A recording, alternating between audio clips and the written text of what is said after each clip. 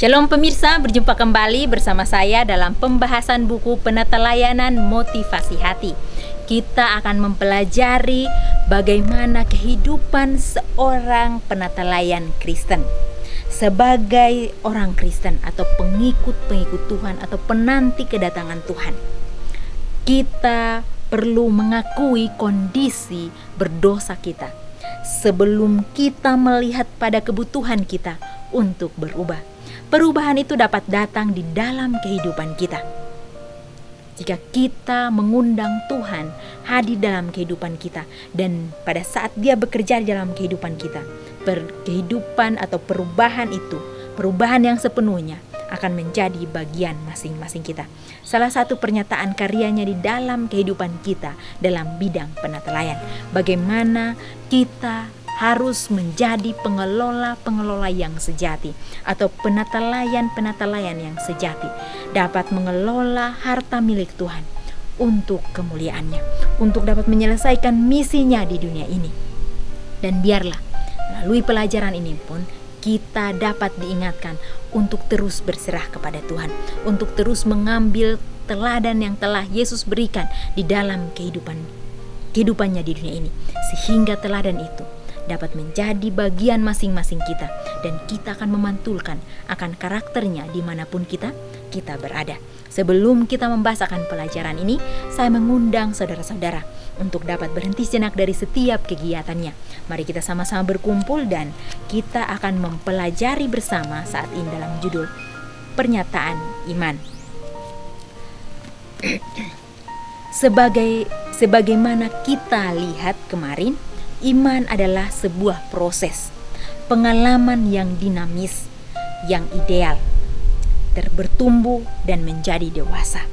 Dan satu cara Tuhan menyempurnakan iman kita dan membawanya ke dalam kesempurnaan adalah melalui tindakan persepuluhan. Pahami dengan benar, persepuluhan dikembalikan kepada Tuhan, bukan legalisme. Ketika kita memberi persepuluhan, kita tidak belajar untuk berusaha untuk mendapat jalan kita ke surga. Sebaliknya, persepuluhan adalah pernyataan iman. Itu adalah tampak keluar, terlihat ekspresi pribadi dari kenyataan iman kita. Lagi pula, siapa saja bisa mengklaim memiliki iman dan percaya kepada Tuhan, dan bahwa percaya kepada Yesus sebagaimana kita tahu.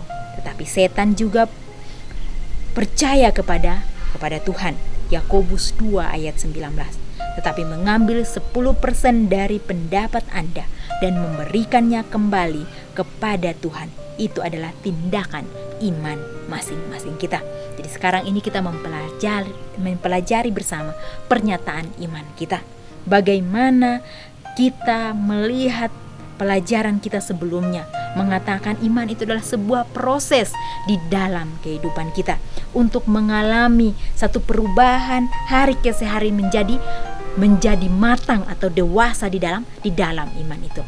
Salah satunya untuk membawa kita matang atau dewasa di dalam iman kita, yaitu dalam bidang penatelayan kita melalui persepuluhan dan persembahan. Dikatakan di sini, saat kita memberikan akan persepuluhan itu, bukan itu jalan kita untuk menuju ke surga, tapi itu adalah pernyataan iman kita, pernyataan atau kesadaran kita bahwa kita mengembalikan kepada pemilik, karena kita ini adalah pengelola harta milik Tuhan. Dan sepatutnya kita kembalikan harta milik Tuhan itu kepada pemiliknya. Dikatakan di sini dikatakan bahwa sebaliknya persepuluhan adalah pernyataan iman masing-masing kita. Sebesar apa iman kita adalah pernyataan melalui pengembalian kita atau harta milik Tuhan itu kepada pemilik itu sendiri. Kita bisa baca dalam Lukas 11 ayat 42. Lukas 11 ayat 42 mengatakan bahwa Lukas 11 ayat 42 mengatakan bahwa akan tetapi berikanlah isinya sebagai sedekah dan sesungguhnya semuanya akan menjadi bersih bagimu. Jadi sangat luar biasa. Kita harus menggunakan atau mengelola akan harta milik Tuhan itu dengan sebaik-baiknya. Apakah arti ketika Yesus menyeratkan bahwa persepuluhan tidak diberikan atau dibiarkan, dibatalkan? Bagaimana persepuluhan itu berhubungan dengan hal yang penting dalam hukum itu? Persepuluhan adalah ekspresi sederhana dari ketergantungan kita kepada Tuhan. Tindakan keyakinan bahwa Kristus adalah penebus masing-masing kita. Ini adalah pengakuan bahwa kita sudah diberkati dengan segala berkat rohani di dalam Kristus dan sebuah janji yang lebih banyak lagi. Jadi kita menyadari pada saat kita mengembalikan harta milik Tuhan itu kepada pemilik, kita menyadari ketergantungan kita kepada Kristus. Jadi Tuhanlah yang akan menuntun, akan memenuhi setiap apa yang kita butuhkan. Jadi kita menyadari bahwa kita hanyalah pengelola dan kita harus bergantung sepenuhnya kepada pemilik itu, kepada pemberi itu. Marilah kita belajar untuk mulai menyadari bahwa kita butuh bekerja sama dengan Kristus, butuh untuk bergantung sepenuhnya kehidupan kita ke dalam tangannya. Dikatakan bahwa kita menyadari dan yakin bahwa Kristus adalah penebus kita. Oleh karena itu, jangan kita mengatakan bahwa segala sesuatu yang saya miliki adalah milik saya, adalah hasil usaha saya. Memang Tuhan mengizinkan hal-hal itu terjadi dalam kehidupan kita melalui proses hari ke hari, bahwa saat itulah kita harus menyadari proses itu akan mematangkan iman kita. Oleh karena itu kita butuh untuk penyerahan, karena sebagai manusia kita mempunyai kecenderungan untuk mengklaim akan semuanya itu adalah hasil usaha kita. Setan juga mengakui akan atau percaya kepada Tuhan. Dengan apa lagi kita dapat membuktikan iman kita?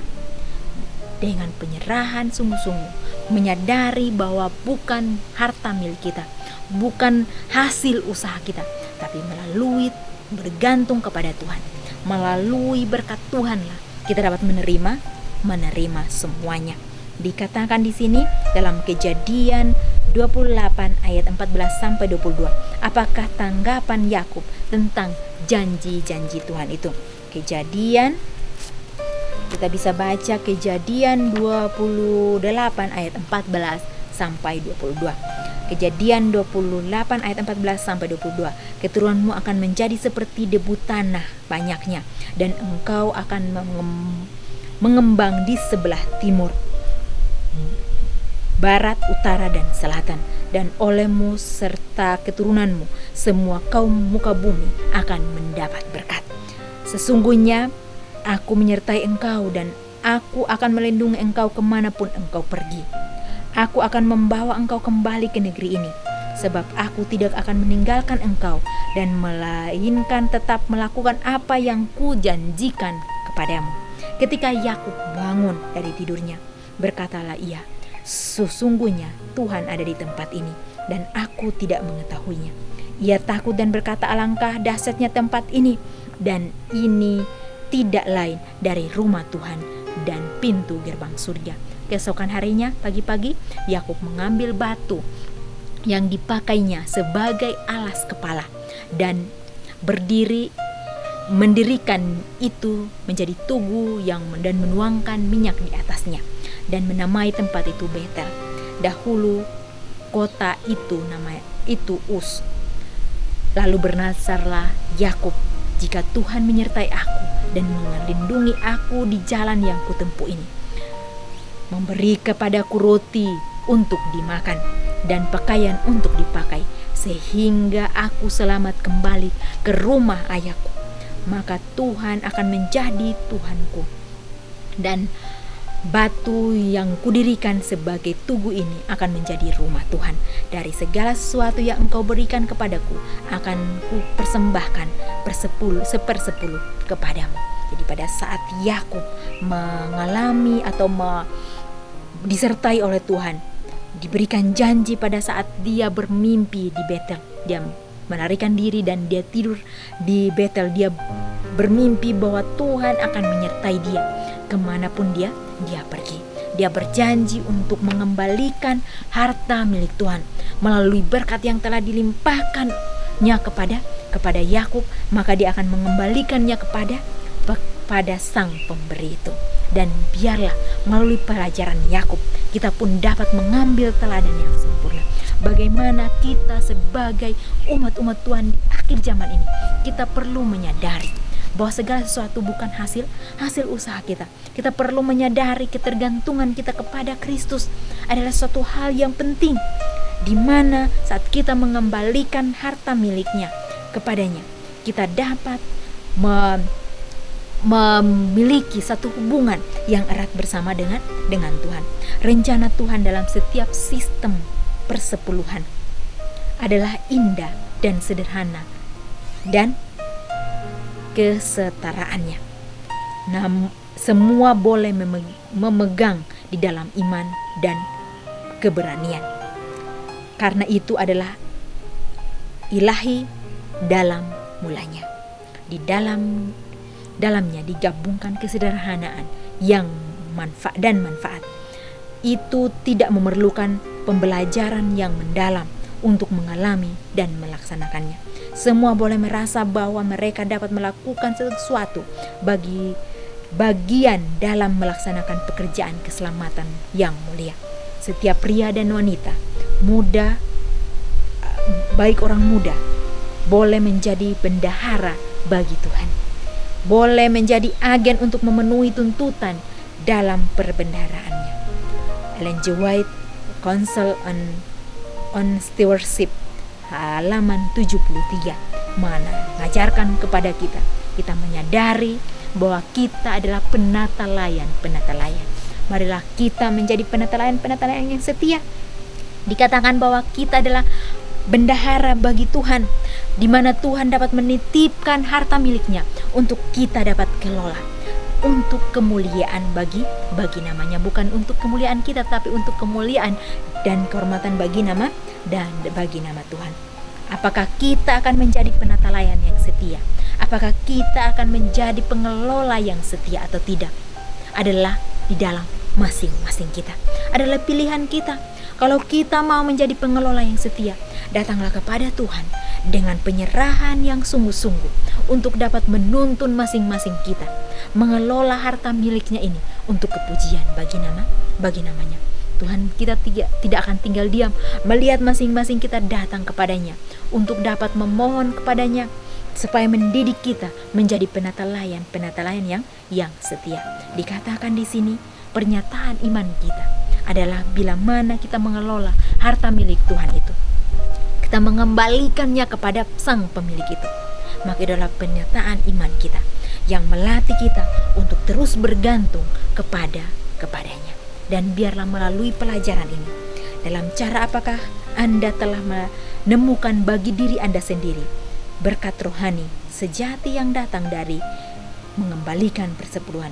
Bagaimana mengembalikan persepuluhan telah menolong Anda meningkatkan